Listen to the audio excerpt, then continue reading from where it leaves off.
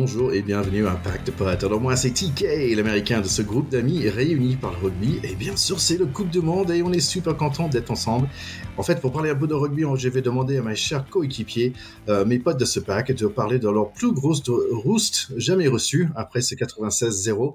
On va commencer avec mon cher Théodore de Serrani qui a joué à Racing et Puc et Orléans et plein d'autres équipes aussi. Je refuse absolument de témoigner en ce sens. C'est impossible pour moi. Je vous dirai ça plus tard, une autre fois, mais c'est vraiment un aveu que je peux absolument pas faire. Tu prends le Joker, je comprends tout à fait. Voilà. Mon cher Charlie Bayer qui jouait à Massif Central de Paris et maintenant à ACBB. Et qui jouait aussi à l'ORC avec toi. Écoute, je cherche mon Joker, mais je crois que Théo l'a pris. Donc, c'est ça.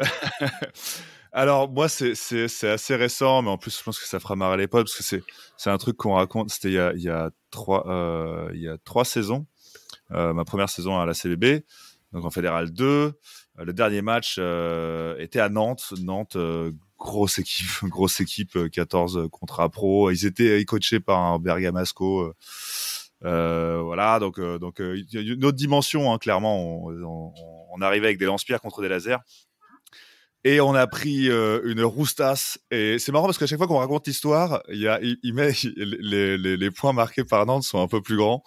Mais moi, je me souviens juste de remise en jeu et d'essais encaissés. Enfin, c'était un peu ça le match. Et on s'est pris c'était 120 points. Wow. Ouais. Donc voilà. Mais on était parti en slip aussi. Enfin, il y a tout un truc. Et c'était un week-end prolongé. On a fini par passer le week-end là-bas. Et finalement, ce week-end catastrophique sur le plan rugbystique. Voilà, nos valises n'étaient pas que pleines de points encaissés. Elles étaient aussi pleines de super souvenirs puisqu'on a dormi là-bas et passé un chouette week-end à Nantes. Ville merveilleuse. Superbe. Bon, on va parler de plein de bons souvenirs de ce week-end de rugby pour notre Coupe du Monde, mais j'aimerais bien démarrer, si je peux, par le petite minute américaine. Vous savez, les garçons, que Messi, il est à Miami. Ouais, et Miami, ils ont quoi d'autre? Le Heat. Oui, ils ont des Heat, ils ont des Dolphins, mais ils ont quelque chose de nouveau. Ils ont une bouteille qui a été lancée sur Messi. On a gardé la bouteille. Elle a été revendue. Non. Ils ont du rugby. Ils vont avoir du rugby, en fait. C'est le MLR. Vont avoir équipe à Miami. Est-ce que vous connaissez le nom? Welcome to Miami. Je sais pas. Voilà. C'est pas les genoux coupables. Vous vous souvenez? Les Guilty Knees. Oui. Les Guilty Knees, non. C'est LA Guilty Knees. Ouais. Genoux coupables. Non, c'est des Sharks. Bon, en fait, je trouve ça tombe bien. Finalement, il y a une équipe avec un nom qui colle. Les Dolphins and the Sharks. De rugby qui s'appelle grosse originalité quand même, ouais, comme nom. Ça commence bien, Miami. Bon, un peu de mauvaises nouvelles, malheureusement, les gars, quand même. J'ai mis notre nom pour le Paris Podcast Festival pour voir si on pouvait être un des podcasts de l'année. Et malheureusement, on n'était pas accepté, hein. Mais il y avait pas aucun podcast sportif était accepté. Un peu de dommage. Bonne nouvelle, c'est que on a fait un petit truc, on a fait un petit flyer que vous, nos chers écouteurs, si vous envoyez votre email, on peut vous envoyer. Vous pouvez imprimer pour mettre dans votre clubhouse, votre bar préféré, votre café préféré. Donc n'hésitez pas à nous contacter sur les différents réseaux sociaux. Sinon, si vous êtes fan de fantasy, n'oubliez pas de nous joindre sur le site de World Cup, cherchez Pack de Potes. Maintenant, c'est Mara qui a pris le relais, qui est numéro 1, Chucky Nuff qui est 2 et Rugby Condor qui est 3. Et n'oubliez pas, c'est une opportunité de gagner un t-shirt Pack de Potes. Ouais, je profite d'avoir la parole pour faire un coucou à Romain. Romain qui m'a dit tout simplement... j'attends avec impatience chaque semaine votre épisode. Je me sers de vos propos souvent pour expliquer le rugby et les choix des joueurs. Bravo encore. Alors, Romain, nous, on est ravis de pouvoir faire de la pédagogie à distance grâce à toi. Surtout, tu continues et on est super contents et on t'envoie toute notre affection. Ben, c'est marrant parce que moi j'ai eu Christophe qui m'a dit j'adore votre podcast, mais en fait au niveau de pronostic les mecs ils sont pas trop forts, hein. Bon, on a plein de rugby aujourd'hui avec tous les matchs de Coupe du Monde et aussi on est très content parce qu'on va avoir des potes de notre pack, Jonathan Best, ancien joueur en Pro D2 et Top 14. Donc on y va tout de suite pour parler un peu de ce Coupe du Monde. Are you ready? Ouais. Yep. Pack de potes, terrain 10. Italie-Uruguay. Ouh là là, je suis en retard. J'ai pensé que le match était le soir à 21h et pas à 18h, donc j'ai raté les quelques premières minutes. En tout cas, c'est 7-7 à 30 minutes et les Azzurri, ils sont à 14. Uruguay profite d'en été pour un plaquage haut contre les Italiens. Penaltus et excellente phase de jeu sur la ligne d'en but. Ça pousse et c'est le 11 qui va marquer et c'est transformé bizarrement en espèce de curveball au pied. Juste avant la mi-temps, il va claquer un drop aussi à la Wilkinson. C'est 17-7 pour Uruguay. Deuxième mi-temps, Italie essaie de faire avancer le ballon, mais ils ont du mal face à une défense assez solide. Carton jaune pas trop juste, je trouve, contre le centre uruguayen pour un contact avec la tête très légère. Je pense que j'étais plus bousculé dans le métro à Paris. Essai pour Italie par la suite, mais pas si facile. 17-14. Finalement, ça débloque un peu côté bleu. Ione profite qu'il n'y a que 14 sur le terrain pour les jaunes-oranges d'Uruguay.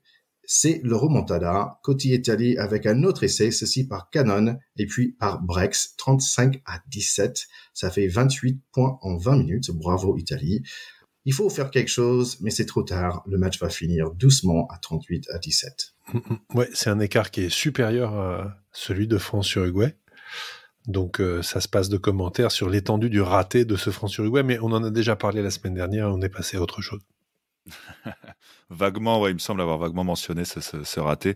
L'Italie tient son rang en fait de nation montante et si elle a un peu du mal à le prouver en 6 nations, elle le prouve en Coupe du Monde. Je pense que elle va peut-être un peu redescendre après ces 2 premiers matchs parce que les 2 prochains seront différents. Mais ce que je retiens, moi, en tout cas, surtout, c'est cet Uruguay qui, quand même, mène à la mi-temps, a bousculé la France, bouscule l'Italie, avait quand même créé la sensation avec un match gagné en poule en 2019. Cet Uruguay, pour moi, ça fait relativiser un peu la bousculade que la France s'est pris la semaine passée. En fait, disons comme ça, je les trouve très méritants, très à l'envie, très proche de comment on décrivait les Argentins en 2007 en fait, quoi, un peu à la grinta et à l'envie. Et ça m'a plu, ce match m'a plu. Ouais, je te rejoins. Je trouve qu'ils sont le bienvenu pour la prochaine. J'espère les revoir dans la prochaine Coupe du Monde. Allez, on va passer à notre match à nous. France-Namibie. Namibie. Ah, dommage. T'avais réussi en début de Coupe du Monde. Allez, grosse équipe de France avec des retours notables d'Anti, Baye, Jelanche. Grosse aussi dans le sens de poids, parce qu'il y a environ 10 kilos de plus par avant. Je préfère le a cappella, s'il vous plaît, pour la Marseillaise à Marseille. Démarrage avec un coup de pied à suivre pour Damien Penaud, qui n'a pas fini en essai, comme on a l'habitude. Il faut attendre exactement 4 minutes de plus, après un long coup de pied d'Antoine Dupont pour Penaud. Ramos va rater au pied, quelque chose qui va pas arriver beaucoup aujourd'hui. 5-0 pour nous. Coup de pied de Jalibert, Louis Bébé, avec un passe acrobatique pour Dante, c'est la classe, 12-0. Peut-être on va laisser les avants marquer maintenant, plein de petits passes sympas, avec au moins un qui était en avant, je trouve, entre Jalibert et ce copain, et c'est Olivon qui va finir le taf, 19-0. Penatouche Movaka, Penaud pour le doublé, on s'amuse, 26-0, on a le point bonus. Grosse mêlée, mais Uni Antonio est un peu blessé. Danti va faire son doublé, 33-0, plus de points que minutes jouées pour l'instant. On va faire notre britannique, ça fait du bien. Petit effrayeur quand même, ils sont sur nos 2 mètres, mais Danti va gratter le ballon. Touche pour Movaka, mais c'est Jelance qui va pas marquer, car en avant, pas grave, parce que le capitaine Flamand, il est là pour recevoir le passe de Jelance 1 minute plus tard, 40-3 en 34 minutes. Petit essai pour Dupont, ça fait du bien, 47-0. Et dans les dernières minutes de ce mi-temps, Ramos remonte, Dupont a pris un gros choc pendant son coup de pied pour Louis Bébé, c'est 54-0. J'aimerais bien qu'il sorte Dupont. Dimitri Yachvili dit pendant le mi-temps, un peu comme toi Théo, il faut marquer un maximum de points pour montrer notre respect pour Namibie. Ma femme dit, c'est pas très drôle. Et puis, elle m'a sorti un théocisme. Vaincre sans péril, c'est triompher sans gloire. J'étais assez étonné. Deuxième mi-temps. Grande question est, est-ce qu'on va les laisser marquer? Oui, interception pour essai pour Namibie, mais carton jaune qui deviendra carton rouge. Pourquoi pas un rouge direct, un gros tête contre tête sur notre Dupont national. Dupont qui est sorti, il avait l'air d'avoir très très mal. Le 9 remplaçant Couillot va marquer un essai rapidement, mais honnêtement, je ne capte plus rien. J'ai juste trop peur pour Dupont. 68-0. Un autre Français est blessé. Commençons check pour le troisième ligne de La Rochelle. Pas de nouvelles pour Dupont. Je veux juste que le match soit fini maintenant. Jaminet va vite pour nous sauver un essai de contre. Louis Bébé va marquer un long essai. Il va vite lui aussi. Doublé pour Olivon. 82-0. J'espère que ça va pour Dupont. 89-0. Jaminet marque. Match est fini à 96-0. Bonne nouvelle. Le record de points marqué pour la France. Mauvaise nouvelle. Dupont est parti à l'hôpital. Alors, beaucoup à dire. Bon, évidemment, l'information principale, les deux informations qui se télescopent, c'est ce record de points, avec tout un débat sur la présence d'équipes qui sont là pour servir de punching ball, vraisemblablement. Les essais de la France, 14 au total, ça ressemblait beaucoup à une opposition d'entraînement, quoi, pour être gentil. Mais bon, les essais étaient beaux, les passes étaient belles, comme tu dis. Ça a même permis à Bébé, comme tu l'appelles, Bielbarré, sur l'essai de Danty, le premier, la petite passe, c'était un peu... il aurait pu l'aplatir lui-même, on a senti que c'était une passe pour que Danty puisse célébrer son retour, c'était mignon. Mais c'était une belle histoire. Après voilà, quoi, score fleuve. Là, la vraie info, c'est cette blessure de Dupont. Alors... comme tu dis, c'était marrant pendant ton résumé, parce que moi, c'était exactement ça, en fait. Il y a eu un moment où ça commençait, j'étais content, c'est explosion d'essais, explosion de rugby, c'est champagne, ça part de partout. Mais en fait, une fois que Dupont était blessé, moi, je m'en foutais. Enfin, j'étais là, j'ai dit, OK, encore un essai, bah, génial, mais on a perdu notre 9, donc c'est nul. Et je me suis énervé contre cette histoire on lui met un jaune au mec qui fait un attentat sur le 9 pour au cas où ça se transforme. Il y a un moment où tu peux quand même mettre des rouges directs, quoi. Je sais qu'il y a un bunker, mais ça m'a énervé, ça m'a agacé le schnitzel, ça, le truc de mettre un jaune qui va se transformer. Évidemment que c'est un rouge. Enfin, c'est un attentat. Voilà. Après, d'autres choses aussi sur tout ce qui a été dit sur le capitaine namibien, ce 13, qui a été harcelé, porté en monstre. Non, ça va, il a joué au rugby, il a été con, il a pris un rouge mérité. Il est fautif, clairement. Après, est-ce que c'est volontaire? Je pense pas que le mec, clairement pas, hein. Ça mérite pas de se faire insulter ou de se faire pourrir. Toujours est-il que, pour moi, voilà, dans le positivisme, je vais vous dire un truc, c'est que on a assisté au début de la légende qui va s'écrire autour du premier titre français en championnat du monde. Voilà, c'est que Dupont blessé, la France dramatique, pleure, les équipes adverses se réjouissent un peu, perdons notre maître à jouer, notre capitaine.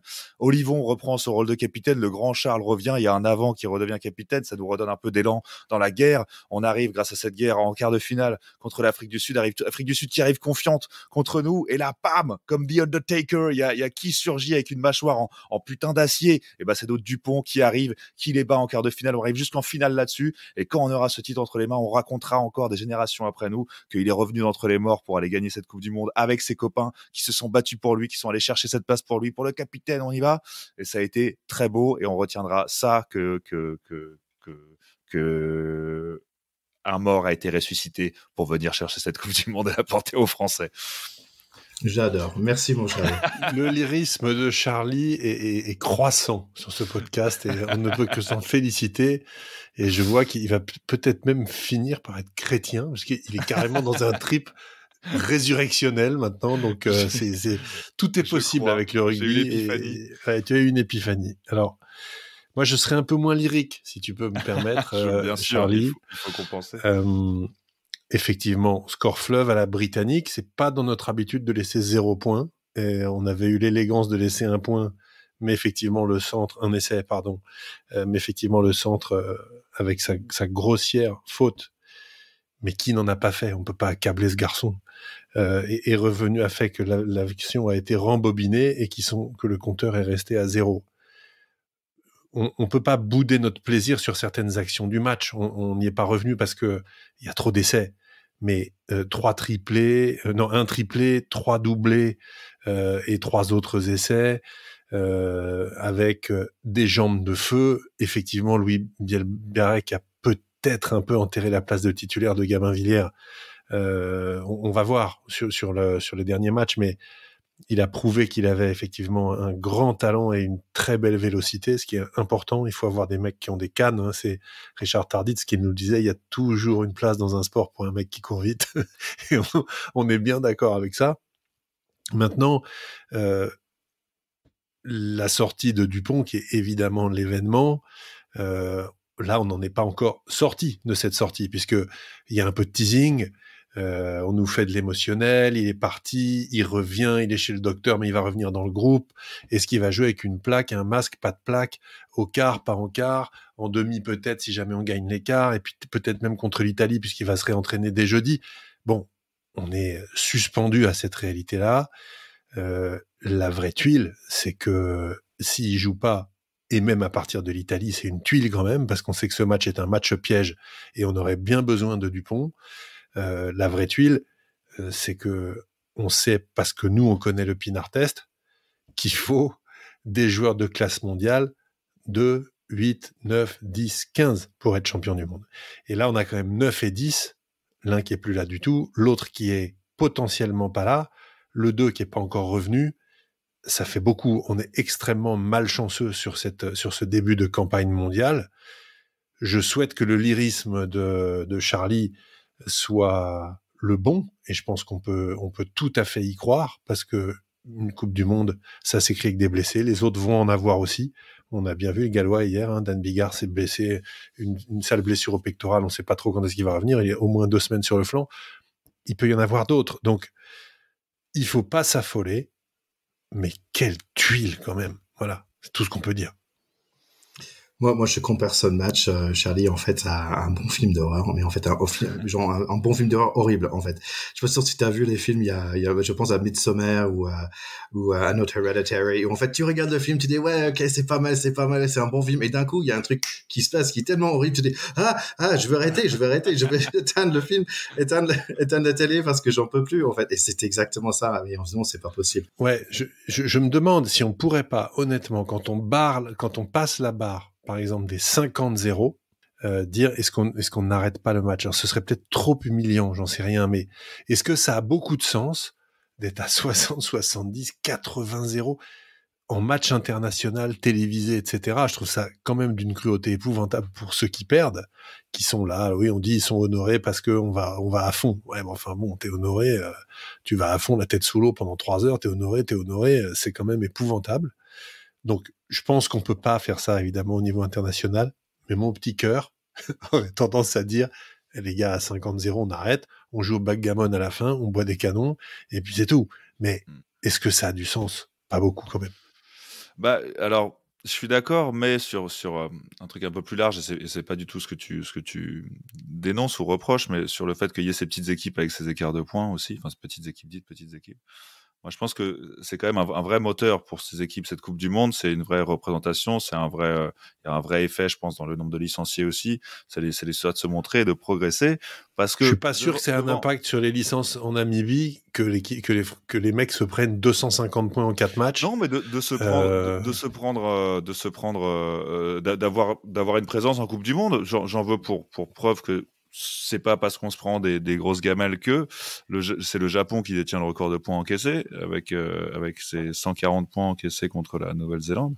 Et le Japon, dans les 2 décennies qui ont suivi, a quand même su se hisser et faire de cette présence en Coupe du Monde régulière, malgré les valises pleines que ça importe, un tremplin pour faire progresser le rugby dans son pays. Donc, les gars, je propose qu'on va demander un petit peu à Jonathan Best.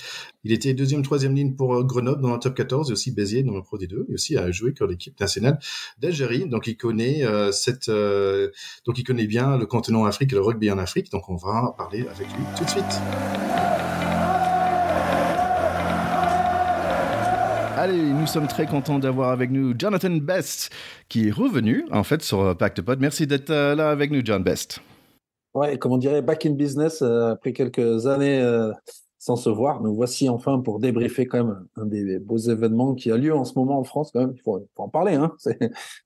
C'est quelque chose qui nous attend et il y a une actualité riche autour du rugby. C'est génial. Ouais, c'est super. Donc oui, ça fait un certain moment on s'est pas vu, mais là, tu étais au match contre Namibie à Marseille. Est-ce que tu peux me mettre, toi, écrivain, est-ce que tu peux me mettre en mots, s'il te plaît, l'ambiance du stade?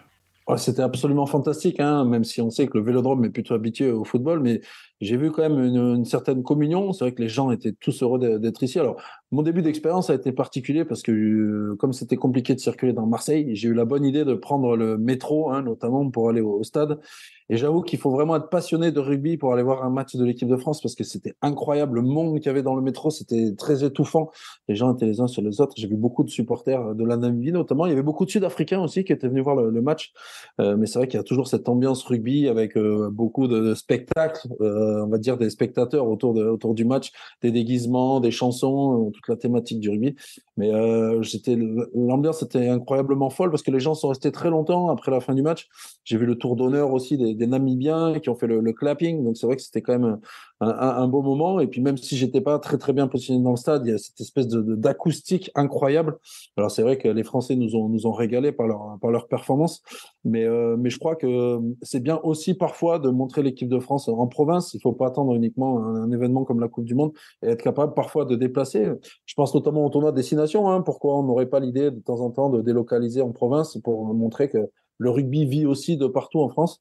Il n'y a pas que les Parisiens qui ont envie de suivre le rugby. Donc c'est vraiment toute cette expérience-là, on va dire, intrusive, inclusive. Et ce qui est rigolo, c'est qu'évidemment, j'ai croisé beaucoup de supporters, notamment des supporters de Perpignan qui s'étaient Oui. déplacés en masse du côté de Marseille. Et c'était incroyable tous ces échanges-là. Et ouais, j'ai kiffé le moment, j'avoue. Et j'avais envie que ça dure encore très longtemps. Et c'était vraiment une expérience assez folle. Ouais, on voit, je pense que le rugby en France a changé depuis 4 ans. Je me souviens des matchs de préparatoire, on va dire, en 2019, où en fait on disait il n'y avait pas assez de monde dans les matchs à Nice et tout ça pour l'équipe de France. Et aujourd'hui, on voit plein à craquer pour ce Coupe de Monde. Ça fait vraiment génial. Est-ce que toi, donc quand même 96-0, est-ce que tu étais surpris par le score? Non, parce que c'est vrai que les petites nations. Alors, c'est toutes les questions qui se posent aujourd'hui de savoir est-ce qu'il faut continuer à ouvrir cette Coupe du Monde aux nations mineures, entre guillemets, parce que c'est vrai que les gens comprennent pas qu'il y a des écarts de score aussi importants, mais on peut pas se cantonner à faire une Coupe du Monde à 12 ou à 16 clubs. C'est pas possible, hein, ça n'aurait pas forcément le même intérêt. Moi, j'avais une émotion particulière parce que ça aurait pu être le France-Algérie, hein, potentiellement. Donc, c'est vrai que moi, j'étais très ému, notamment par l'entrée des joueurs, parce qu'il y avait une ambiance assez incroyable. Mais j'ai vu aussi beaucoup de gens qui se sont pris d'amour pour le rugby parce que c'est la Coupe du Monde en France.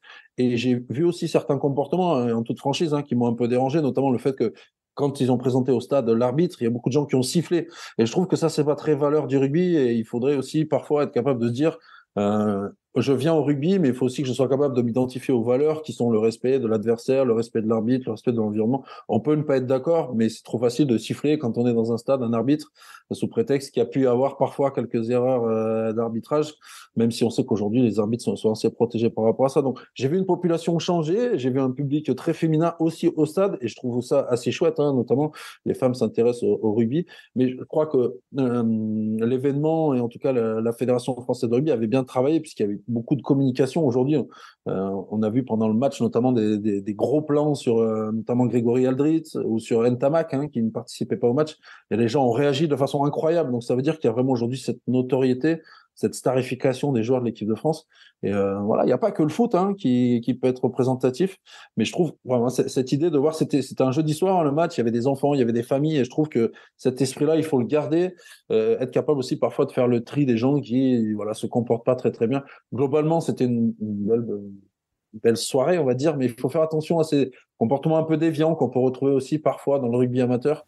Et je crois qu'il faut qu'on préserve aussi notre rugby de tout ça. Tu parlais de ton expérience avec l'Algérie. En fait, c'était une question que j'avais. Est-ce que toi, tu es quand même à la retraite depuis 2 ans? Est-ce que tu es un peu content quelque part de dire, en fait, je joue pas face aux Nouvelle-Zélande, des All Blacks et la France? Ou est-ce que tu dis, quand même, ça pourrait être sympa? Je me rappelle, hein, quand je discutais avec mes camarades sur le fait qu'on était en train de jouer les qualifications avec l'équipe d'Algérie, on savait déjà qu'on tomberait dans la poule de la Nouvelle-Zélande et de la France, hein, si on était en mesure de se qualifier. Et tout le monde me disait, oui, vous allez prendre 100 points, mais peu importe. En fait, c'est aussi ça que les gens doivent comprendre, c'est que la Namibie, c'est déjà pour un exploit, une belle performance qui soit ici. Il y a eu tout un tas d'articles, notamment sur pas mal de ces joueurs qui sont amateurs, notamment un joueur qui s'appelle PG Van Lille, qui jouait pendant quelques années à Bayonne et qui aujourd'hui joue en Fédéral 2, je crois. Mais pour eux, c'est une vraie expérience, c'est un vrai partage. Et ce que j'ai trouvé vraiment chouette à la fin du match, c'est le tour d'honneur qui a été partagé entre les Namibiens et l'équipe de France. Et ça, encore une fois, c'est très valeur du rugby. Le public a scandé le nom de la Namibie malgré ça et a compris que cette équipe n'avait pas cherché à fermer le jeu et avait laissé place au spectacle. Et voilà, mais c'est vrai que moi, c'est ce petit regret de me dire de ne pas être totalement au bout, de ne pas être allé totalement au bout de l'aventure. Parce que c'est vrai que rentrer, moi en tant que joueur français, grandi en France, pouvoir vivre cet événement-là, peu importe que ça finisse à 100, 150, 200 points, juste le fait d'être là, d'être présent à cet événement, j'aurais trouvé ça génial. Mais voilà, l'histoire ne pourra pas être réécrite. Et il faut féliciter toutes ces nations, parce que je crois aussi que le Chili, notamment, qui vient d'apparaître cette année, a montré qu'il y avait quand même des joueurs avec du caractère. L'Uruguay, qui a été surprenant sur quelques matchs. Et moi, je suis déçu d'autres nations qui sont habituées, notamment la Roumanie, que je trouve assez faible, alors que ça fait quelques années qu'ils participent à la Coupe du Monde. Mais je crois qu'il faut qu'on garde ça. On va dire qu'il y a une première partie de Coupe du Monde où on essaie d'expliquer ce qu'est le rugby. Et à partir des quarts de finale, c'est plutôt vraiment à la conquête du titre. Et je crois qu'il faut qu'on aille dans cette dynamique-là, essayer de valoriser les nations mineures, je le mets toujours entre guillemets, les nations mineures, pour qu'elles continuent à développer le rugby sur le territoire. Parce qu'encore une fois, le rugby, c'est pas uniquement du sport, c'est aussi toutes les valeurs, c'est aussi l'éducation, tout ce qu'il y a autour. Et je crois qu'il faut qu'on continue à encourager les pays qui veulent développer le rugby, et particulièrement l'Afrique, qui aujourd'hui a d'autres contraintes, notamment climatiques. Quand tu habites au fin fond du désert, c'est toujours compliqué de jouer au rugby. Donc voilà, moi je suis content de voir ça, même si c'est vrai que les gens qui connaissent pas, qui sont pas spécialistes du rugby, se disent qu'est-ce que la Namibie fait à la Coupe du Monde. La Namibie a obtenu le droit de participer à la Coupe du Monde, donc il faut déjà les féliciter pour ça. Ouais, ouais, tu parlais de peut-être plus d'équipes, ça m'intéresse aussi parce que comme les États-Unis, on n'a pas vu, j'aimerais bien quelques places de plus en Amérique du Nord comme ça, les États-Unis et le Canada pour être là, parce que je pense qu'au niveau, ils ont le niveau, quoi, on va dire. Ouais, c'est clair. Après je crois que c'est pour la première fois de l'histoire de la Coupe du Monde de rugby, il y a 3 nations de l'Amérique du Sud qui sont qualifiées avec Chili, attends si je ne dis pas de bêtises, Chili, Argentine et Uruguay. C'est vrai que les États-Unis avaient participé à certaines des Coupes du Monde. Il y a eu le Canada aussi qui a complètement disparu de la circulation. Mais tant mieux parce que ça ouvre à d'autres nations.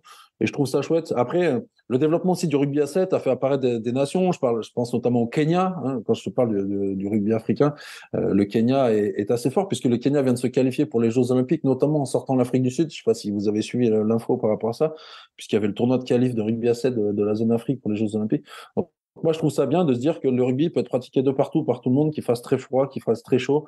Et encore une fois, c'est pas uniquement la discipline qui m'intéresse, mais c'est tout ce qui environne les valeurs, le collectif, voilà, tout un tas de choses comme ça qu'on évoquera sans doute après avec l'équipe de France et notamment la blessure de Dupont qui, pour moi, pourrait être une bonne nouvelle pour l'équipe de France. Je fais un petit teasing, c'est important. Ouais, c'est la question que j'avais pour toi, parce que bien sûr, à la maison, d'un coup, j'étais sur mon téléphone en train de regarder, mais qu'est-ce que c'est comme blessure et tout ça.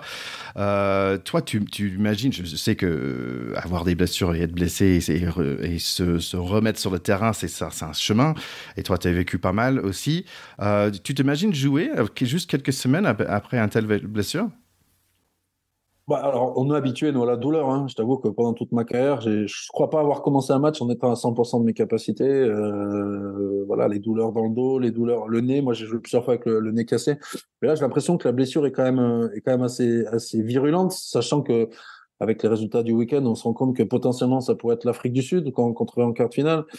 L'Afrique du Sud n'est pas réputée pour son jeu d'évitement et je ne sais pas si Dupont devrait prendre la responsabilité d'aggraver sa blessure. C'est ça aussi le risque, parce qu'il a une carrière à gérer, c'est encore un jeune joueur. Mais je comprends aussi qu'il a envie de participer à cet événement parce qu'une Coupe du Monde en France, c'est pas non plus tous les 4 matins. Mais l'idée, c'est quand même de préserver la santé du joueur. On fait très attention notamment aux gestes défensifs pour essayer de préserver la sécurité des joueurs. Je ne sais pas si ça sera un bon exemple de mettre ce garçon sur le terrain, sachant quand même que la blessure reste relativement grave, une fracture du visage. Alors, je t'avoue qu'au stade, ça s'est vu tout de suite. Alors, moi, c'est vrai que j'ai l'habitude, mais quand je l'ai vu sortir, on a senti qu'il a retenu son émotion et ses larmes. Il a senti tout de suite que c'était quelque chose de grave. Et je vais revenir aussi quand même sur le joueur qui l'a blessé. Il s'appelle Johan Deisel. Et paraît-il qu'il aurait été victime, notamment sur les réseaux sociaux, de pas mal de gens qui ont été très agressifs vis-à-vis de lui. Le rugby reste un sport de contact. C'est un incident de jeu. Je crois pas que ça soit volontaire. En tout cas, il n'a pas décidé de lui faire mal. C'est un garçon qu'on connaît bien en Pro D2, puisqu'il a évolué ou il évolue peut-être encore du côté de Colomiers. Et je crois qu'il faut aussi respecter le fait que les Namibiens, eux, leur objectif, c'est aussi d'être le meilleur possible pour potentiellement se faire recruter par des clubs en Europe et progresser dans leur carrière. Voilà. Donc après, Évidemment, c'est malheureux pour l'équipe de France parce qu'on accumule les blessures à des postes importants. Mais visiblement, d'après les dernières nouvelles, il devrait peut-être être de retour. Ce qui, pour moi, est peut-être quelque chose de négatif. Mais voilà, ou peut-être on évoquera ça un peu plus tard. Oui, en fait, oui, j'ai l'impression que tu es en train de dire que cette équipe de France peut aller plus loin sans notre meilleur joueur. Je crois qu'on a un exemple très concret avec la Coupe du Monde de foot. On avait Karim Benzema notamment, qui était Ballon d'Or, qui venait d'être élu meilleur joueur du monde et qui a volontairement pas été choisi. En tout cas, on a vu toutes ces histoires autour de Didier Deschamps qui n'était pas certain de vouloir le sélectionner. On s'est rendu compte que l'équipe de France a fait un beau parcours, que ce soit en 2018 ou en 2022, sans son meilleur joueur. Et en fait, je crois que l'essence même de notre sport, et j'insiste là-dessus parce que je crois que c'est important, c'est que c'est un sport collectif. Et j'ai l'impression qu'on attend beaucoup de ce garçon, alors, qui a les épaules pour assumer ça, qui a les épaules pour assumer ses responsabilités, mais j'aimerais bien qu'il ne soit pas là en quart de finale et que collectivement, on arrive à trouver les solutions. Parce que le sport, le rugby, reste avant tout un sport collectif. Et parfois, l'individu doit être au service du collectif. Et moi, j'ai l'impression avec cette équipe de France, et c'est une nouveauté dans notre sport qu'aujourd'hui, il y a un joueur qui s'appelle Antoine Dupont qui est capable à lui tout seul de faire gagner une équipe. Et pour moi, on m'a toujours dit c'est l'équipe qui va mettre en avant l'individu. Et je crois qu'il faut travailler là-dessus. Alors, j'ai tout à fait confiance en ses remplaçants. On sait très bien qu'Antoine Dupont a un impact non négligeable sur le jeu de l'équipe de France. Mais j'aimerais bien que pour l'image, pour la symbolique, il ne soit pas là en quart de finale et qu'on arrive quand même à battre les Sud-Africains, puisque ça sera sans doute les Sud-Africains, pour montrer que le rugby, d'abord, est un sport collectif et la solution vient du collectif avant qu'elle vienne de l'individu.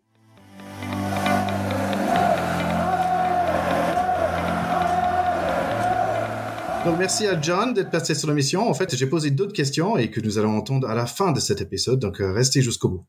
Ouais, c'était cool de réentendre Jonathan. Mais il n'y a pas que Jonathan, il y a aussi des un peu plus anonymes, qui jouent pour des clubs un peu plus anonymes. Il y a vous qui allez voir les matchs. Et la semaine dernière, on a eu une petite ambiance de match. Et cette fois-ci, c'est mon copain Looping qui était à Marseille et qui nous donne ses impressions après ce France-Namibie. Alors, tes impressions du match, Arthur? Je crois qu'on a gagné, non? Ah ouais, putain. 96 quand même, dur pour les Namibiens.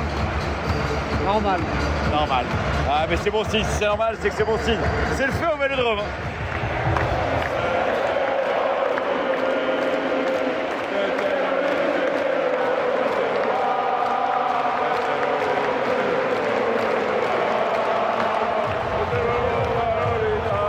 Quel tour d'honneur des Bleus, c'est la folie.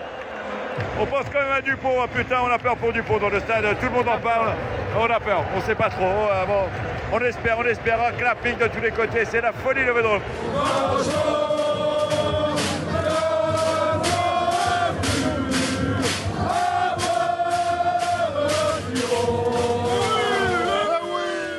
Bon, c'était pas les seules personnes qui sont allées voir un match. Moi aussi, ce week-end, j'ai eu le plaisir d'aller voir un match avec mon pote Christophe et Vincent qui joue à Saint-Genès-Laval, qui joue au rugby au Saint-Genès-Laval, et surtout avec mon fiston. Je suis allé voir Argentine-Samoa à Saint-Étienne. Et j'ai décidé de pas prendre des notes pour même bien profiter de mon expérience. Et quoi dire par rapport à ce match? Il faisait un météo de Saint-Étienne, donc pas très beau, froid, avec la pluie. Donc beaucoup de fautes de main. Le stade était rempli avec des Argentins qui chantent et qui chantent encore. Le Samoa plaque comme des soldats, vraiment. Dommage qu'ils n'avaient pas de tout de jeu de pied. Leur 9 était aussi bon avec son couple improbable que leur 10 était mauvais dans ce match. Les réseaux sociaux disaient que c'était pas un bon match, mais franchement, j'ai pris énormément de plaisir. À un moment tout à la fin où le match était d'un coup très proche, où Samoa avait un peu de momentum, comme on dit, mais malheureusement, c'est l'Argentine qui a fini avec la victoire, sans montrer grand-chose. 19-10 pour Argentine. Oui, c'était un match de costaud. On s'y attendait. Les Argentins étaient quand même très déçus d'avoir loupé leur match contre les Anglais. Donc, je pense qu'ils avaient à se faire pardonner, à se racheter. Ils ont réussi à le faire avec, effectivement, du petit bois laissé sur les bords du terrain et sur la pelouse, comme on dit souvent. Et je pense que dans le stade de Saint-Étienne, même s'il y avait du bruit, tu as dû entendre taper quand même un peu sur les impacts. Allez, on passe à Portugal-Géorgie. Déjà 7-0 après un essai rapide de Géorgie. Des échanges épicés, comme on dit chez moi, spicy. À 11 minutes, c'est un temps fort pour des Géorgiens qui arrivent aux 10 mètres, juste avant, un petit en avant. L'attaque de Géorgie est plutôt en forme, je trouve, et la réponse des Portugais est assez confuse. Le 19 Géorgien Yashvili est très très actif. Pas de question, la barbe de cette Coupe du Monde, il va au talonneur géorgien. 13-0 pour Géorgie et paf, dans un seul action, le 14 de Portugal va faire un super essai. 13-5. D'un coup, les choses s'ouvrent un peu plus les deux côtés. Le pilier portugais plaque sur les bras, donc carton jaune. Et ensuite, grosse erreur de ma part. Je suis allé marcher dans les vignes de Beaujolais au lieu de regarder de fin de ce match.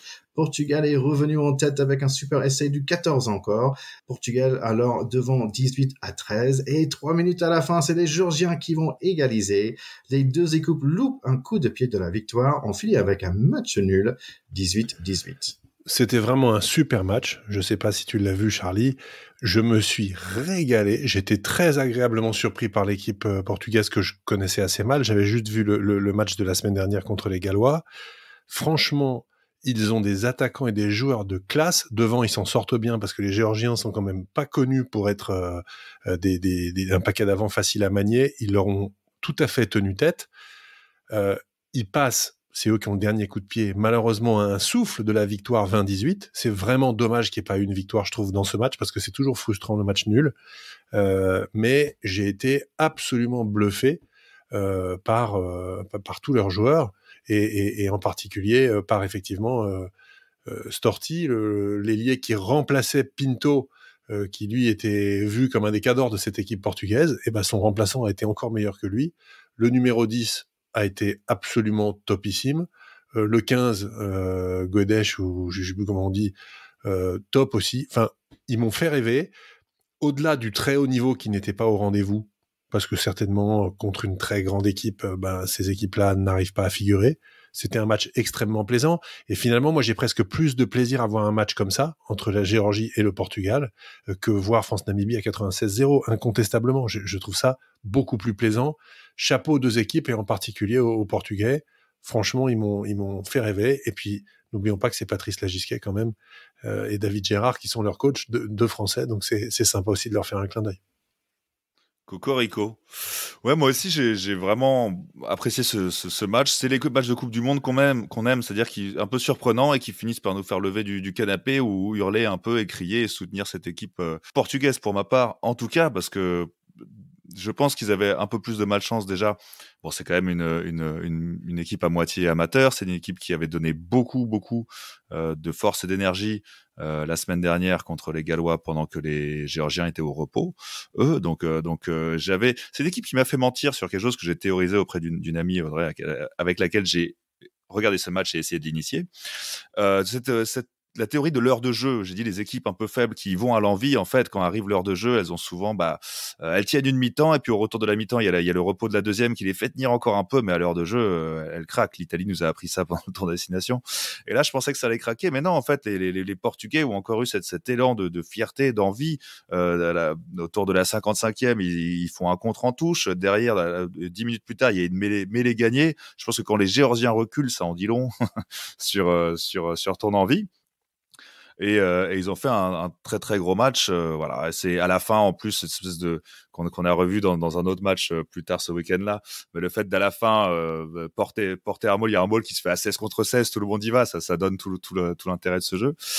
Et en effet, échec sur cette pénalité ratée. Mais ce que j'ai beaucoup aimé, c'est que sitôt la pénalité ratée, le buteur malchanceux, malheureux, a pu trouver dans les bras de son troisième lignel, de son numéro 7, un peu de réconfort, qui est venu tout de suite l'entourer. Et voilà, parce qu'il y a beaucoup de pression, je pense, sur les buteurs, surtout dans ce genre de cas, avec une égalité à la fin où ils peuvent avoir la victoire entre les pieds. Et je pense que ça va le hanter un peu de l'avoir loupé ces 3 points, et le fait de voir son équipe qui tout de suite va lui dire que c'est pas lui, c'est pas là qu'ils ont pas gagné le match. C'était beau aussi, et c'est ça le rugby, c'est des équipes qu'on n'attend pas, des matchs qu'on n'attend pas, et des câlins entre coéquipiers. Allez, on va passer à un match plus sûr, on va plaire à Théo. C'est Angleterre-Chili. À 10 minutes, il y a des opportunités pour Angleterre, mais Marcus Smith avec un passe bien trop haut. Chili se mise à l'attaque maintenant. Sympa comme tout ce début de match avec des grosses percées des rouges. Il passe facilement à travers la défense anglaise. Le 15 de la Rose n'est pas très beau pour l'instant. C'est Chili qui donne envie.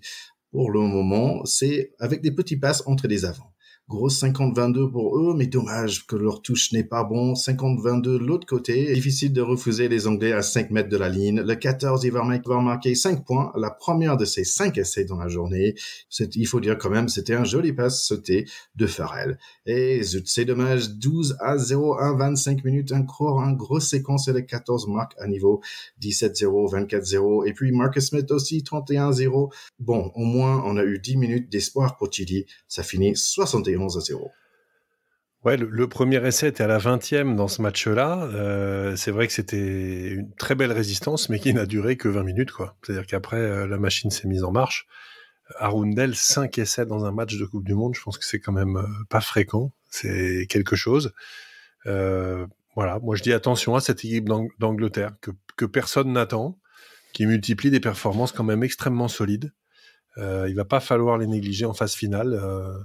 Ils n'ont pas beaucoup de points faibles sur ce qu'ils montrent et ils emmagasinent tranquillement de la confiance. Bon, avec, me semble-t-il, du talent, des atouts, des choses à montrer. Donc, attention à eux quand même. Et bah moi il m'énerve. Il m'énerve parce que voilà, c'est plus l'Angleterre que c'était, ils sont pas menaçants, ils arrivent, leur premier match était pourri, bon, intelligent, on en avait parlé, hein, mais intelligent évidemment, pragmatique, il y a pas à sourciller, il y a aucun débat là-dessus, mais voilà quoi, ils sont pas emballants, ils sont pas entraînants et ils font leur petit chemin dans cette poule qui est pas dure et ils m'agacent. Voilà, c'est tout ce que j'ai à dire sur les Anglais. Ouais, et en plus, ils ont Vinny Pollard qui est revenu avec Owen Farrell, donc ça va faire mal. Allez, on passe à vraiment le gros match du soirée, c'est South Africa-Ireland. Quel match! Par exemple, la façon que ça démarre. Gros tampon de talonneur d'Irlande, erreur de passe de Faf de Clerc, Van der Flaer qui est maladroit, pénalité et Irlande se sent en forme, ils prennent le pénal touche, mais ils perdent la touche et en 2 francs rien, des Sudaf sont à l'attaque. Tout ça en environ 46 secondes. Les Bocs ouvrent le score en 3-0, 7 minutes, et on a déjà 7 plaquages ratés côté Irlande. Ils sont pas dans leur basket, je trouve, les Verts. Ils perdent beaucoup de touches et des mêlées aussi. Gros défense des Sudaf, je pense au 14 Verts Hansen qui s'est fait dévorer par 2 Bocs. Je pense que c'est les 5 premières touches qui sont perdues par Irlande. Mais quand ça marche, ça a failli passer. Keenan, le 15 Irish, était à 2 mètres. Ça fait que 15 minutes et j'ai l'impression qu'il y a plein de choses qui se passent. Lowe qui gratte, Williamsay le 15 Sudaf est en feu. Deleande est dur à plaquer, on peut demander à Ringrose et Sexton. Seulement Aki est capable de l'arrêter juste devant la ligne. Des mêlées de mammouth, Ardensey le 14 Sudaf, pas mal dans les airs pour un petit mec. On a l'impression que les Bocs sont les boss dans ce match, mais c'est que 3-0. Bondy Aki avec un gros percé de 50 mètres, mais les Verts ont du mal. Ils prennent finalement le penalty, un risque qui paye avec un essai de 14 Hansen, 3-7 pour Irlande. Ça continue de plaquer dur côté Sudaf, mais les Verts aussi. James Lowe fait un prise de catch américain sur un Boc. Deuxième mi-temps, les Sudaf envoient Kolesi au charbon sans arrêt. Une énorme activité de leur capitaine en défense aussi. Faf tente un pénalité de 50 mètres, mais c'est pas bon. Les Sudaf quand même squattent dans la 22 Irish. James Lowe saves the day contre Edsbeth de deuxième ligne. Mais la mêlée Sudaf est frais. Ça va offrir une opportunité d'essai à Chelsea Kobe toute seule. Et c'est une transformation ratée par les Bocs. 8-7, Afrique du Sud en tête. Williamsay le 15 de Sudaf est un très bon match. Le mêlée est perdu. Pénalité pour Sexton. Irlande passe devant 10-8. Le Stade de France est en champ pour les Irish, un super ambiance, mais la mêlée Sudaf is in the house. Diboc loupe le pénalité offert par les avants. Faf aussi va rater une. Beaucoup de points ratés maintenant. Ils sont frustrés, les Bocs. Penalty touche à 70 minutes pour les Sudaf, mais c'est pas droit. Grosse opportunité de louper. Après 2 minutes de folie, mêlée à 5 mètres avec 5 minutes à jouer, les Irish peuvent finir ce match. Pénalité juste devant les poteaux. 8-13 pour Irlande. 3 minutes et il faut un essai pour les Bocs. Penalty touche et balle de match, 10 secondes à jouer. Moll qui avance, mais le ballon ne sort pas. Le stade éclate en chant zombie, car Irlande a gagné. Allez, mon cher Charlie, t'étais là dans les stades. Ouais, oh là là, mais c'était incroyable. J'ai eu la chance, le privilège, vraiment privilège, parce qu'il y a un moment, en étant dedans, je me suis dit, mais on est chanceux, on est chanceux d'être là. C'était un match incroyable. Après, dans le rugby pur, je pense que c'est un match dont on peut percevoir toute la finesse et le raffinement à la télé, mieux que dans un stade, parce que dans un stade, c'est beaucoup Oui, mieux. parle-nous surtout de tes émotions dans le stade, Charlie, parce que je crois que c'était quelque chose quand même. Bah, complètement. Mais les Irlandais déjà sont fous. Non mais on le savait déjà avant, mais c'est incroyable. Quand on rentre, bon déjà le stade était complètement acquis à la cause irlandaise. Hein. Les pauvres Sudaf ont dû se sentir un peu seuls dans ce stade, mais à l'annonce du nom de Sexton, ça a gueulé, c'était incroyable. C'est un dieu vivant pour eux. J'imaginais pas la ferveur qui entourait ce joueur. Il y avait un mec dans le public qui avait une pancarte Johnny Sextoy. J'ai trouvé que c'était pas mal. C'est très très bon. Et aux Idmes, c'était fabuleux. Enfin, j'en ai eu des frissons évidemment.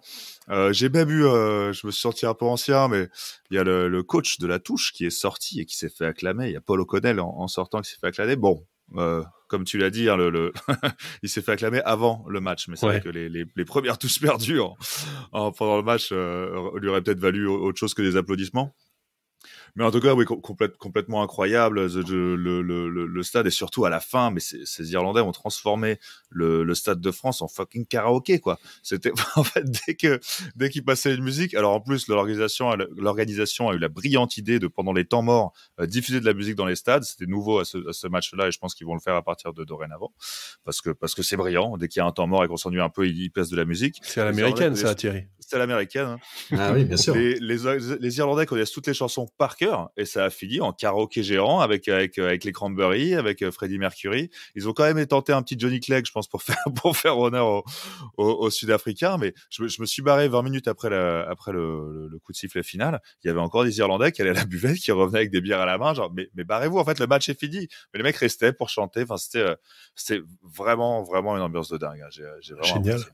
Bon, c'est vrai que de l'extérieur, on le sentait, que les commentateurs le disaient, et puis on a pu le lire le lendemain.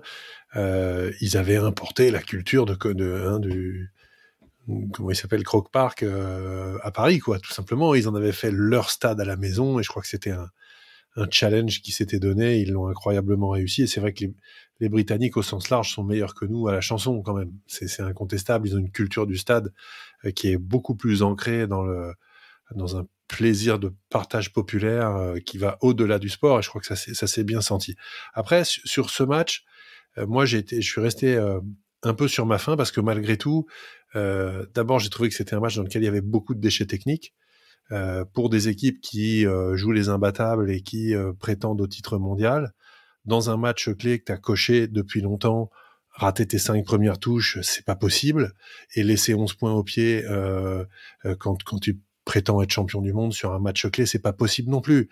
Les Sud-Africains là-dessus, même si évidemment les Irlandais n'ont pas démérité, mais ils ont donné le match. Ils finissent à 8-13, ne serait-ce que s'ils en avaient mis 2 de plus, ils étaient devant, ils en laissent 4. Ça n'est pas acceptable à ce niveau. Et pour moi, c'est une vraie question sur cette équipe sud-africaine, et je pense que les Français, qui sont leurs adversaires maintenant désignés pour le quart de finale, sauf catastrophe contre l'Italie, doivent complètement creuser ce sillon. C'est-à-dire, on sait que Libock maintenant est vu comme le mec qui se trouve face au perche, donc il est forcément dans le doute. Il y a eu plusieurs matchs d'affilée comme ça. Ils ont perdu Marx, qui était un talonneur, ils ont fait venir André Pollard pour le remplacer. C'est quand même un désaveu incroyable pour la sélection en amont de cette Coupe du Monde. Finalement, ah merde, on aurait dû prendre Pollard. Mais il fallait peut-être y penser avant, les mecs. Qu'est-ce que c'est que ce trip ? Et puis pourquoi vous l'aviez pas pris ? C'est sans doute que c'est pas non plus un mec qui apporte d'énormes garanties dans le jeu. Alors oui, il a un gros coup de latte. Ça, c'est incontestable. Mais si vous aviez pas envie de le faire venir, maintenant, il va pas d'un seul coup devenir le revenant qui va sauver la patrie. Moi, je pense que il y a une vraie question sur l'animation au centre du terrain côté sud-africain. Ils ont une seule option, c'est fin de percu avec De Allende, qui est un monstre. Donc ça, c'est incontestable, c'est un joueur mais hallucinant et j'ai pas du tout envie d'être en face de lui une après-midi. Ils ont des flèches sur les ailes parce que RNC, Colby et Will MC à l'arrière, qui est d'une adresse extraordinaire pour le coup sur le jeu au pied, et Sexton l'a testé un paquet de fois. Lui, il a vraiment répondu présent.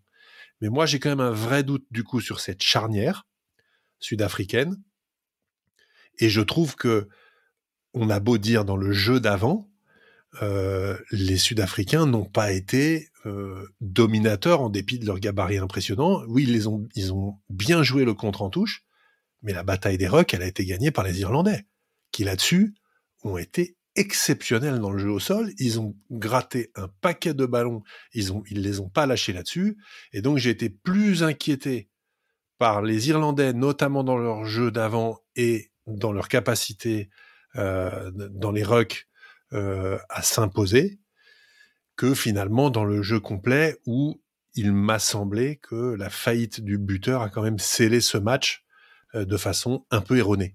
Attention, mon cher Théo, j'ai l'impression que tu dis du mal de mon faf de Claire. Tu vois, je suis contrarié, je sais pas quoi dire. Allez, Charlie, t'as quelque chose?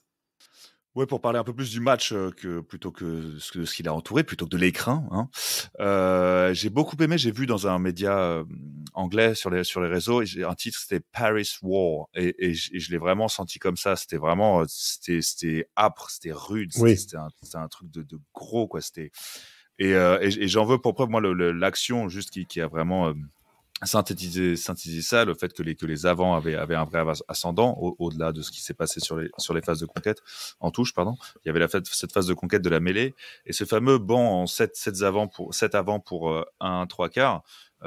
Quand ils ont changé d'un coup la deuxième ligne et le 8, la mêlée d'après, ça a été les deux pilars embarqués. Ça a été mais ouverte en deux. Ils ont vu Notre-Dame de Paris. Les deux pilars sont sortis complètement. Les deux pilars sud-africains sont sortis, mais comme des explosants du truc. Enfin, c'était très démonstratif de à la fois cette âpreté de cette Paris War et de l'importance du banc de gros, hein, on va dire comme ça, du banc résistant en plus de 100 kilos. Donc voilà, c'était un peu mon idée de.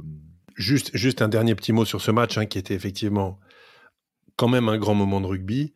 Plus ça va, plus je déteste Sexton, que je trouve odieux. Le mec ne sourit jamais, il est insupportable. Donc ça devient le Owen Farrell dans ma tête, voilà. Et en revanche, j'étais quand même très admiratif de la performance de deux joueurs. L'ailier d'origine néo-zélandaise, Love, qui a fait un match énorme. À un moment, il a pris Eben Etzebeth, il te l'a plaqué, il te l'a soulevé, il te l'a trimballé sur 3 mètres. Honnêtement, je pense qu'il n'y a pas beaucoup d'ailiers qui peuvent se targuer d'avoir fait ça dans leur carrière. Donc, rien que pour ça, chapeau. Et l'ex-meilleur joueur du monde, Van der Flier, a fait un match en défense de folie. De folie quand on aime le jeu d'avant. Voir des mecs comme ça sortir des matchs pareils dans des contextes où le thème, c'est le combat. Franchement, chapeau aussi. Donc, rien que pour ça, je trouve que malgré tout, que la victoire des Irlandais est méritée. Je suis d'accord. J'ai vu Etzebeth se faire soulever par un allié. Je pense que je peux crever tranquille. C'est ça. Allez, on y va. Il nous reste des matchs de dimanche. On va démarrer rapidement alors avec Scotland-Tonga, l'Écosse contre Tonga. L'Écosse, c'est une équipe qu'on connaît bien. Par contre, j'ai envie de voir leur attaque. Ça démarre assez égal, 7-3. Tonga qui a envie de jouer, ils sont costauds devant aussi, eux. Assez pour mettre Van der Merwe par terre et faire voler leur centre. Match assez libéré avec beaucoup de turnover quand même. Le 14, Kata, qui va marquer avec un essai dans le coin pour Tonga. C'est bon au niveau de pied, donc c'est Tonga qui gagne 10-7. Tonga défend à merveille, mais un faute donne un penalty touche et Van der Merwe est dans le coin, 12-10 pour Écosse. Stein va marquer le prochain, jolie passe de Finn Russell. Carton jaune sur le 11 rouge pour un plaquage trop haut. Dommage pour Tonga, parce que je pense que ça va se payer cher. Essai de bonus juste avant la mi-temps, 24-10. Van der Merwe retrouve ses forces, il dépasse 4 défenseurs pour servir son allié pour un essai, 31-17. Et tout doucement, c'est clair que l'Écosse va gagner ce match haut la main, 45-17 à la fin. Ouais, c'était pourtant une opposition qui était très féroce au début, et les Tongiens, fidèles à leur réputation, se sont pas échappés dans les contacts ni globalement. Après, c'est dans la défense collective qui peine quand le match s'emballe et quand le temps dure un petit peu. Pour autant, c'était pas une promenade de santé pour les Écossais. Moi, j'ai, comme d'habitude, alors, Finn Russell, qui est vraiment un joueur qu'on adore, pas seulement parce qu'il a joué au Racing, Charlie, c'est vraiment l'anti-Sexton. C'est-à-dire, ce mec se rappelle que le rugby est un jeu. Il a la banane du début à la fin, même quand il joue contre les Tongiens, avec des mecs qui font 3 fois son poids, qui vont lui rentrer dedans. Il est content. Il a fait une passe laser sur un essai, peut-être le 3 ou le 4e, ces fameuses faces à plat, où il a eu parfois des contrevenus parce que il se faisait intercepter. Il en a fait une, je pense que c'est, tu sais, quand tu chronomètres le service de Joko, quoi, 210 km/h, mais je pense que la passe à plat de Russell sur cet essai-là, il faudrait la chronométrer. C'est une pure merveille. Et puis, moi, j'étais très heureux de retrouver Van der Merwe avec son jeu. Quand il est comme ça, il est extraordinaire. Voilà, quand il arrive à partir quasiment arrêté, rentrer un espace, 2 espaces, 3 espaces, boum, raffut, tac, tac. Il est fantastique. Et dernier truc, et après j'arrête, je savais que Kinghorn était un joueur de talent sur les remontées, sur les ballons hauts. J'ai découvert qu'il avait une pointe de vitesse de folie, parce que il a repris sur l'essai qui est finalement refusé. Il remonte les 2 tiers du terrain à la course. T'as l'impression que l'autre, il est arrêté, quoi. Le mec sur qui il revient. Bref, j'ai adoré les Écossais comme souvent. Et surtout, encore une fois, Finn Russell, mais on te rêve. Voilà. Il est d'une finesse. Pardon. Bon. Ouais, moi j'ai un peu moins à dire sur ce match parce que malheureusement c'est un match qu'on a vu au Clubhouse parce que bon la fédérale jouait ce week-end et j'avais un somme pas possible, un somme digne des Belges après 2018 en football parce que mon ancienne équipe où j'ai passé 11 saisons était venue à la CBB où je joue maintenant et a battu la CBB, donc j'étais fâché, voilà.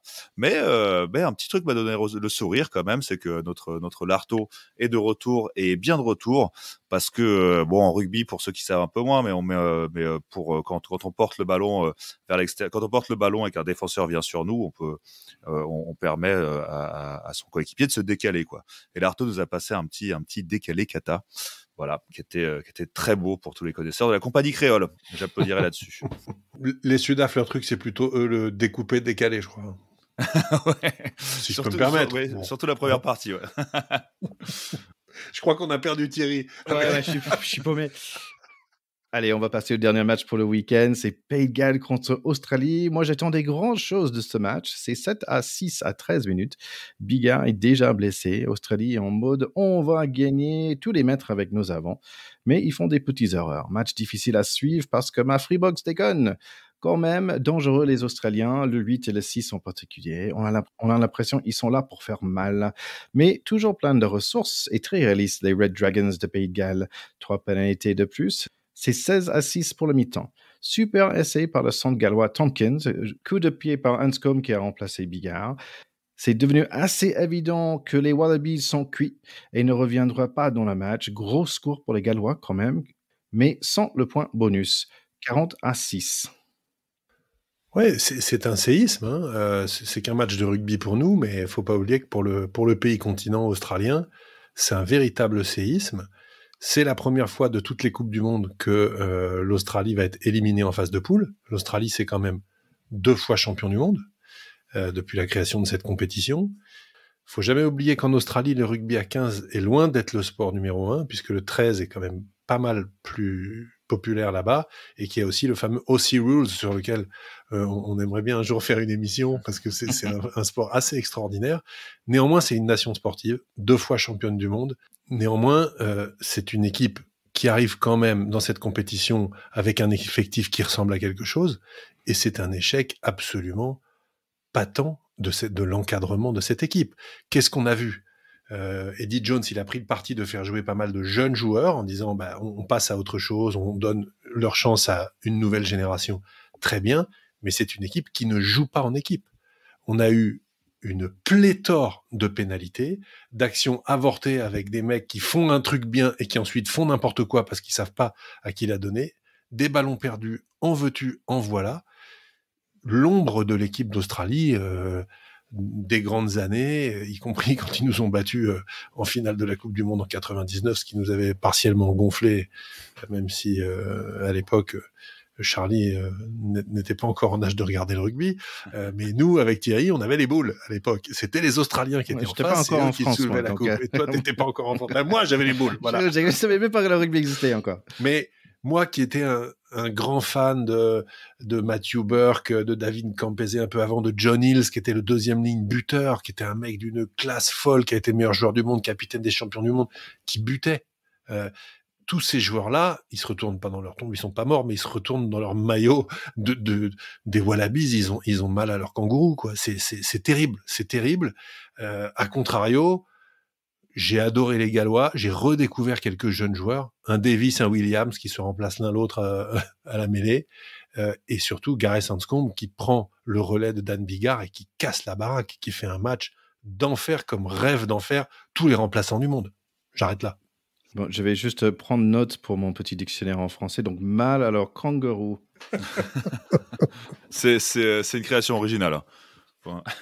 Ah, je me suis enflammé là. Moi, en fait, les Gallois, ils m'ont un peu énervé parce que depuis le début de la compétition, ils m'énervent. Je les trouve pas bons, un peu comme j'avais décrit les Anglais tout à l'heure. Et là, en effet, oui, ils sont passés dans une autre dimension, clairement. Et au même titre que tu parlais de Sexton tout à l'heure, moi je pense un peu ça de Biggar, quoi, qui m'énerve. Il m'énerve, voilà, son attitude, quand contre le Portugal, il avait pourri son autre joueur pour je sais pas quelle action, quand en 2019 il saute de joie alors qu'il a gagné à 15 contre 14 contre nous et il m'énerve ce mec-là. Pourtant on dit que du bien de lui hors terrain, mais il m'énerve un peu. Et là, il a fait un geste de classe. Ça a été le premier à aller féliciter celui qui l'a remplacé tôt. Durant ce match, donc voilà, les Gallois m'ont énervé, mais là ils sont obligés de remonter dans mon estime et ça m'agace un peu. On peut aussi noter sur les faits remarquables, le troisième ligne et capitaine Morgan, qui a été au four et au moulin, Gallois, qui à un moment tape un coup de pompe de ses 22 et qui va chercher un 50-22. Donc ça, c'est quand même assez énorme. C'est un coup de pompe, mais gigantesque, tapé par un troisième ligne pour aller chercher un 50-22. Là aussi, il s'en souviendra, tu là. C'est le moment de parler des matchs pour la semaine à venir. Allez, on va démarrer. Je vais dire les matchs. Théo, tu vas démarrer. Uruguay, Namibie.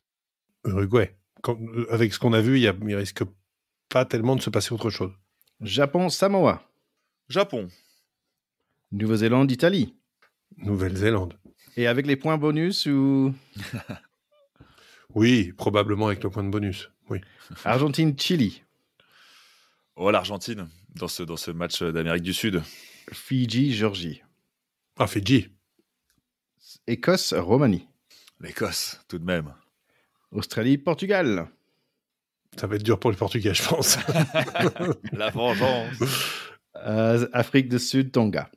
Je vais parier pour l'Afrique du Sud, mais du coup, il y a ton copain là qui critique nos pronostics, qui va me juger, donc j'espère qu'il se souviendra que j'ai parié pour l'Afrique du Sud. Allez, pour finir cet épisode, on va revenir sur mon conversation avec Jonathan Best.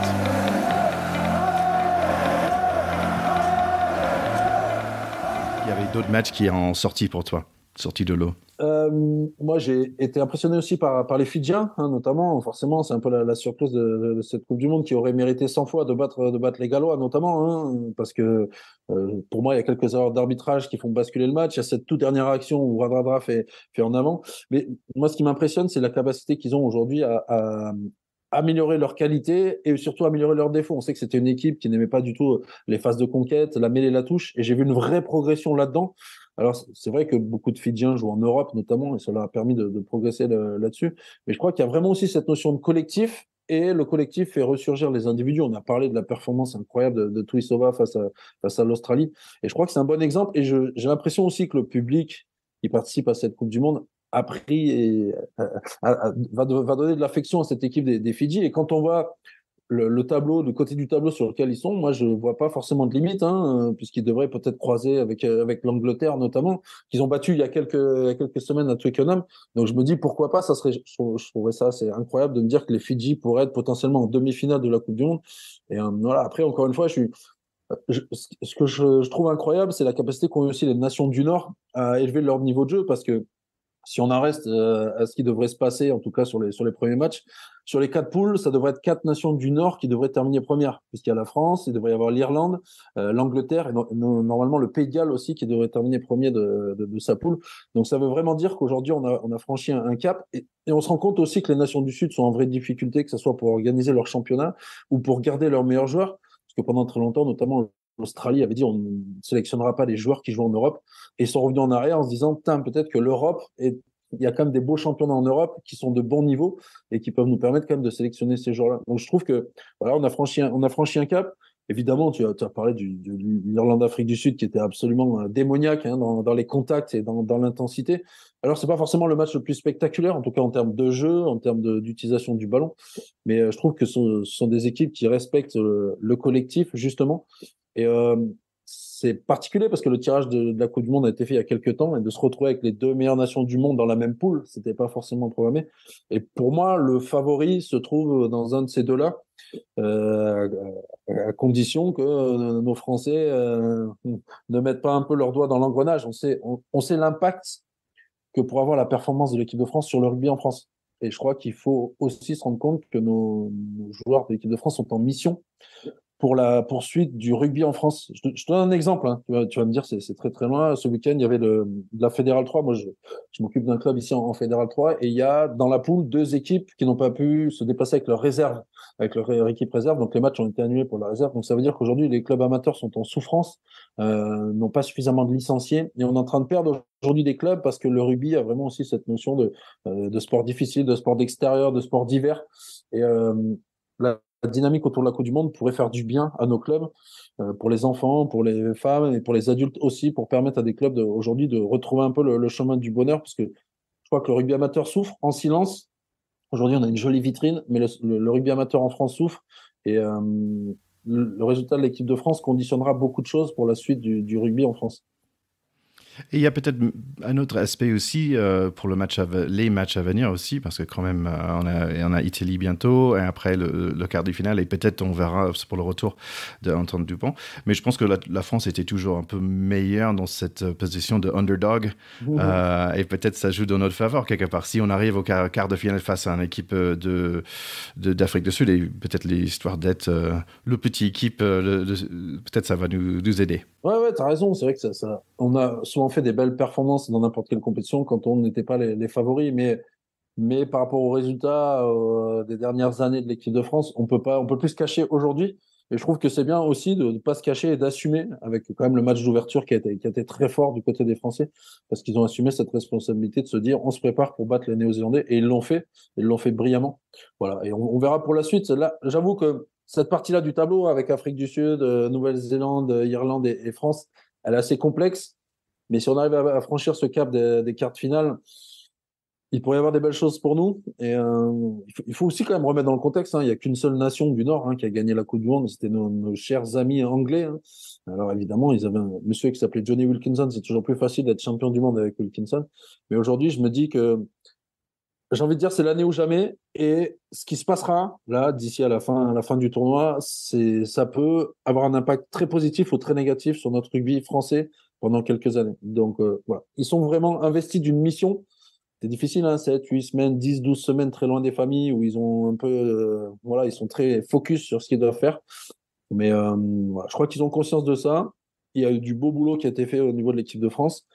Mais malheureusement aussi, si on reste réaliste, quand je vois l'intensité d'Irlande-Afrique du Sud, je me dis que notre parcours pourrait s'arrêter en quart de finale face au Sudaf. Et ça, malheureusement, ça ne serait pas du tout une bonne nouvelle pour nous. Ouais, bon, écoute, on espère que c'est pas le cas. Écoute, John Best, je suis très content de te revoir, mais la dernière fois on s'est vu, en fait, t'as fait sortir un livre, et en fait, c'était ta dernière année d'envers pro. T'étais toujours à Béziers à ce moment-là. Après, il me semble que t'es retourné chez toi pour toujours jouer un peu l'année dernière. Est-ce que t'es toujours sur les terrains, toi? Non, là, j'ai fait une dernière saison dans 2021-2022 en Fédéral 3 parce que je trouvais que c'était montrer l'exemple que dire en tant qu'ancien professionnel, retourner dans le club qui t'a formé ou en tout cas dans la ville qui t'a formé pour rendre au rugby amateur ce qu'il nous a donné. Hein. En fait, la réalité, c'est que c'est le rugby amateur qui forme les jeunes rugbymen qui jouent aujourd'hui en équipe de France. Donc, il faut leur donner, faut leur donner cet élan-là. Donc, j'ai fait une dernière saison en Fédéral 3. Ça a été assez compliqué parce que J'ai vu aussi aujourd'hui dans le rugby amateur un peu moins d'engagement, un peu moins d'envie des joueurs de venir aux entraînements, d'avoir envie de participer au match le dimanche. Et c'est aussi pour ça que il faut qu'on soit capable dans les clubs parfois de remettre en avant les valeurs du rugby. Donc voilà, j'ai terminé il y a 2 ans. Aujourd'hui, je continue à aider le club, notamment sur la partie sponsoring et partenariat, parce qu'aujourd'hui, même quand on parle de rugby amateur, il y a des enjeux financiers importants. Et on a l'impression que la première chose pour la réussite d'une équipe, c'est de trouver beaucoup d'argent. Non, la première chose pour une équipe, c'est surtout d'avoir un vrai projet sportif, savoir comment on intègre nos jeunes, est-ce qu'on forme nos jeunes, est-ce qu'on arrive à les garder dans le club, quel est le projet qu'on leur propose, quel est le projet de double projet, en tout cas sur les études, sur leur vie professionnelle qu'on leur propose. Et je crois que parfois les clubs mettent, comme on dit, la charrue avant les bœufs et se disent que parce qu'on a beaucoup d'argent, on va avoir une belle équipe. Et on a vu tout un tas de dynamiques. Je pense notamment à Sarlat, hein, un club qui avait un gros projet avec beaucoup de moyens et qui en fait s'est rendu compte que ça ne fonctionnait pas forcément. Et je crois qu'aujourd'hui, il faut être capable de structurer d'abord les clubs de façon administrative, de façon professionnalisante, si je veux dire comme ça. Et après, on aura le temps de réfléchir sur les ambitions sportives. Mais en tout cas, cette expérience-là était bien parce que ça m'a permis de voir que le rugby amateur est en souffrance, contrairement à ce qu'on peut penser, et qu'il y a des vraies difficultés pour mobiliser des jeunes gens pour participer au rugby. Et voilà. Et moi, je continue à tourner évidemment autour des terrains amateurs parce que je trouve que c'est là l'essence même du rugby. C'est quand tu vas dans un stade et qu'il n'y a pas de barrière, que ça sent la merguez, tu vois, ça c'est le vrai esprit rugby, c'est ça qui me plaît, quoi. C'est pas les strass et les paillettes du stade Vélodrome, même si c'était bien d'y être, hein, mais je trouve que c'est pas la réalité au quotidien du rugby pour les pratiquants de rugby en France. Bah écoute, si Dupont et Jelon fait comme toi d'ici 15 ans, je pense qu'à Auch, ça devrait aller pas mal quand même. Effectivement. Mais il y en a d'autres qui font ça. Et moi, je trouve que c'est que juste retour des choses, de se dire, voilà, mais il y a des éducateurs qui m'ont formé il y a quelques années. Le juste retour des choses, c'est de retourner dans mon club ou dans ma ville, en tout cas, pour aider au moins une année ou deux, tant que le corps le permet. Mais je t'avoue que ça a été difficile parce que pendant 15 ans, je me suis entraîné la journée puisqu'on était professionnel et il a fallu remettre les crampons le soir quand il fait nuit en plein hiver. Et ça a vraiment été assez douloureux pour moi. Et je t'avoue que voilà, une année, ça suffisait. Et ce qui était bien, c'est de pouvoir jouer aussi avec des joueurs qui avaient quelques années d'écart avec moi et de leur montrer que mon rugby à moi était un petit peu différent de leur rugby à eux et de leur faire comprendre que mon rugby à moi, j'aimerais bien qu'il se poursuive encore pendant quelques années. Bah écoute, merci beaucoup d'être passé. Dernière chose, je sais que tu avais fait un deuxième livre aussi. Est-ce que tu peux me parler rapidement? Oui, alors je m'étais lancé, comme tu as dit tout à l'heure, dans l'écriture d'un livre qui raconte un peu ma carrière, qui s'appelle Rouge et Bleu, que j'avais sorti en 2021. Et l'année dernière, j'ai sorti un autre bouquin qui s'appelle Essai, où là, très simplement, ça réfère évidemment aux essais au rugby. Et surtout les essais littéraires. Donc en fait, j'ai essayé d'écrire des petites anecdotes. Il y a 15 anecdotes exactement. Évidemment, 15 comme le nombre de joueurs sur un terrain de rugby. 15 anecdotes un peu romancées sur le rugby. Donc j'ai fait une fable de La Fontaine, j'ai fait un poème, j'ai fait tout un tas de choses autour évidemment du rugby. Et ce que je trouve rigolo dans ce bouquin, c'est qu'en fait, n'importe quelle personne qui peut lire ça peut se reconnaître à travers des personnages qu'on a vus dans le rugby pro, dans le rugby amateur. Ça peut être un intendant, ça peut être un supporter, ça peut être des gens qu'on a croisés dans le rugby. Et ce sont un peu des anecdotes. Je me suis lancé un peu là-dessus parce que j'aimerais bien petit à petit, j'ai toujours cette envie d'écrire, partir plutôt sur la partie romancée du rugby, avec notamment des projets autour de romans policiers autour du rugby. Je sais qu'il n'y a pas grand monde qui s'est lancé là-dedans. Donc voilà les objectifs de ma vie. Mais j'ai pas beaucoup de temps pour écrire, donc j'essaie de le faire quand je peux. Mais j'ai aussi besoin de dormir, donc il faut parfois que je me repose. Ok, super. Bah écoute, super. Merci beaucoup d'être passé chez nous à Pacte Pot. Merci, c'était cool. Et puis à bientôt tout le monde et bonne fin de Coupe du Monde en espérant que les choses se passent bien pour nos Bleus.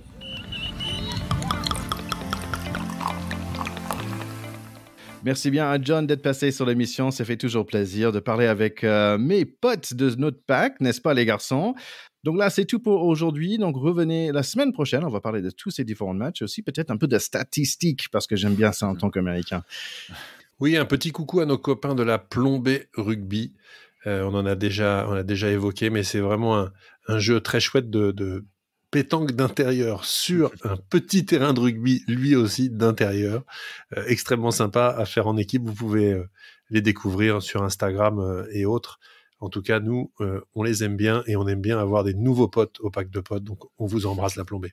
Et n'oubliez pas, vous autres écouteurs, de laisser vos avis, qui sont de plus en plus nombreux. Ça nous réjouit, ça nous guide un peu aussi, nos avis sur Twitter, sur X maintenant, sur Facebook, sur Instagram aussi, vos impressions des matchs aussi, comme nos copains qui lors des 2 précédents matchs. Et si vous êtes au stade et que vous avez vibré pendant le match, n'hésitez pas à nous envoyer un petit vocal sur nos réseaux sociaux. On écoutera avec plaisir et peut-être même qu'on les diffusera pour les faire partager aux autres écouteurs et agrandir ainsi le pack. Allez tout le monde, ciao ciao, à bientôt. Salut le pack, vive la Coupe du Monde et à la semaine prochaine pour encore plus d'aventures rugbystiques. Allez, salut à tous, à bientôt, bye bye.